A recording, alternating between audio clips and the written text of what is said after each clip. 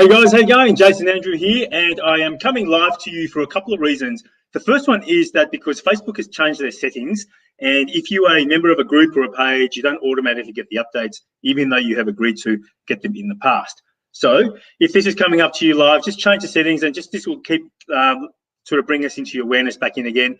We're doing some great things here in the Facebook page and also in the groups. The second thing is that if you are a member of our Facebook group called the Stay in the Arena group, then you will have seen last night that I introduced to you the 4 pillars to a personal strategy plan. A personal strategy that we use within financial planning businesses, and also that we use within, are used in listed companies, and that we use to triple our revenue in our business to be able to sell it to a listed company. So those 4 pillars to a personal strategy are what we use whenever we're engaging with you on these groups, on the Facebook group, on the page, in the YouTube videos that you're seeing. So this is being broadcast to a couple of different channels and avenues. And I just wanted to give everything context to you so you know exactly what's going on here, right? So in the 4 pillars to a personal plan are really simple. The first thing is you've got to have a great well-being in place, because you need to be able to step up and stand up and feel well. And once you have good well-being in place, then you can take the right actions to deliver your value through your purpose and through your occupation, whatever it is that you do. And then you can get your results, which basically reinforce how good you are. So those are the 4 key things that we'll be talking about within this group, wherever you're watching this from within page.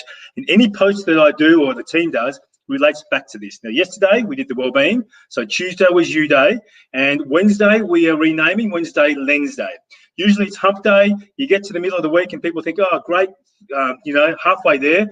So given that's not a really inspiring way to live, I have rephrased the whole thing and called it Lensday. So let's get a lens on how you're going, your tracking, so you can finish the week strong.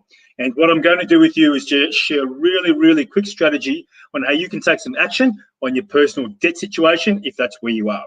This is something that we use in financial planning. So this is not financial advice. This is general in nature, and you need to see a financial advisor should you need to make a decision on finance and products and financial advice.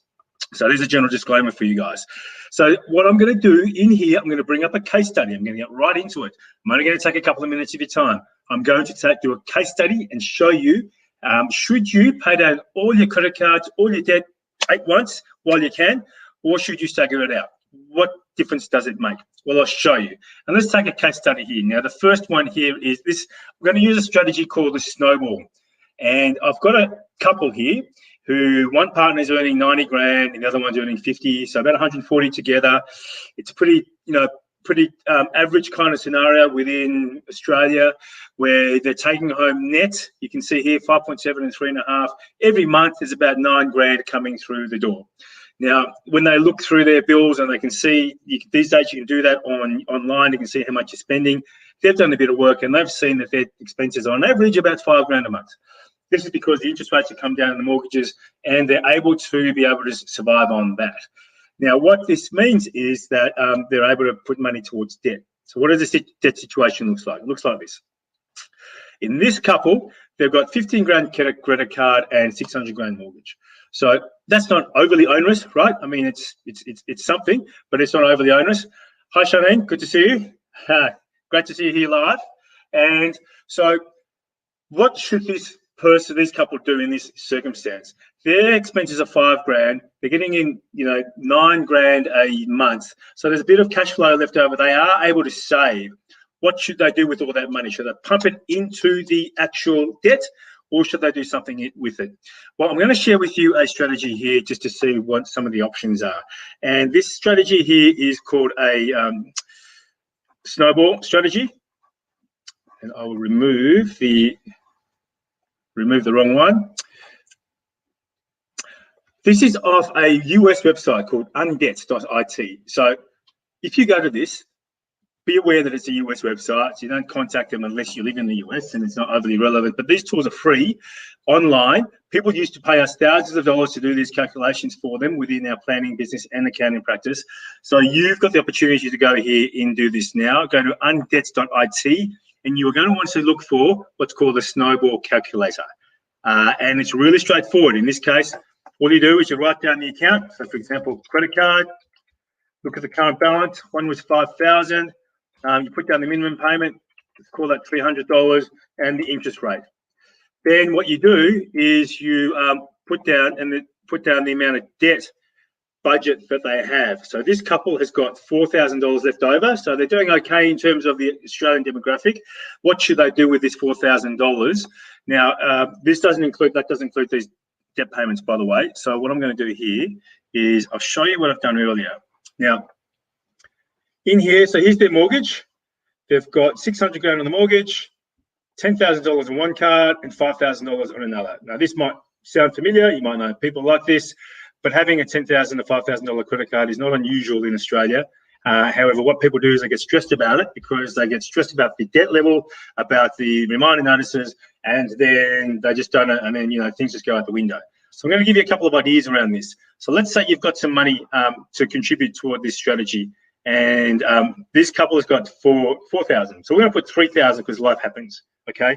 The total debt here is about $2,100. These payments, $1,750 plus $350 is $21 plus $100, so $2,200 is their debt obligation. We're going to put in $3,000. Let's make it $3,200 just to make it an even $1,000 extra. And I'm sorry, previously I said that those other expenses included the mortgage. They don't. Sorry, that was wrong.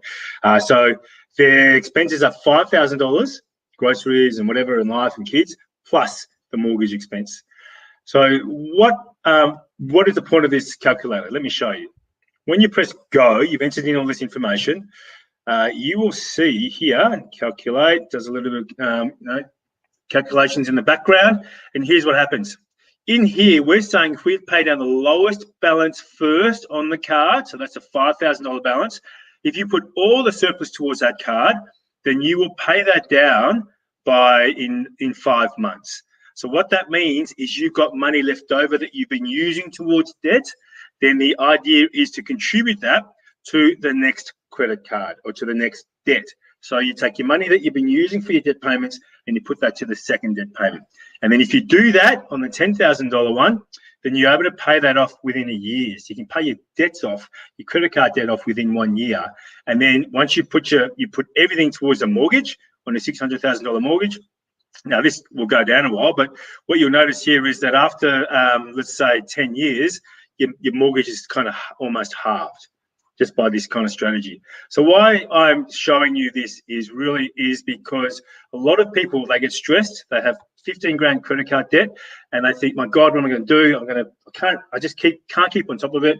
I might have a surplus of 4 grand, but it goes on the card every day, every month, and I just can't keep on top. If you just have a strategy where you're meeting your obligations and you're paying down your card, then you are actually, you've got a plan in place and you're paying down your debt. And the trick is to keep that same payment towards paying down your debt, as well as that. The other trick is to any surplus income that you have, do something else with that. So don't go stressed out and say, okay, I'm going to pump everything into this, because you've got a plan in here to pay down your cards in 12 months. If you come across some surplus money, then speak to an advisor, look at different ways for something else to do with that. So don't always go, it's not always the best thing to go straight in and paying down your debt all straight away. Just have a look at this calculator, speak to a financial advisor. If you are having issues with debt, then you do need to speak to debt help. So really, really important, guys. I can't overstress this enough. This is not financial advice. This is just some tips for you. If you need, you should speak to a financial advisor before making any decisions about advice and product information, and read a PDS. So that's just a quick tip for you. It was for Wednesday, Lensday, not Wednesday, hump day.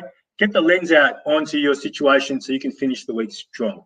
Okay, so tomorrow I'm going to be talking about the other pillar in the quadrant, which is value creation. So tomorrow we're going to be posting up videos, we're going to be posting up motivation quotes, things to keep you going so that you can start living your plan and not what somebody else has in plan for you. So that's it for me, guys.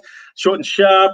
Have a great day. Love being here, back on. Keep asking us questions. If you want some help with this, drop us a line, put some comments in here, and we'll reach out to you individually and show you how you can do this yourself in a non-financial advice kind of way. All right, cheers. Enjoy the rest of the day, evening /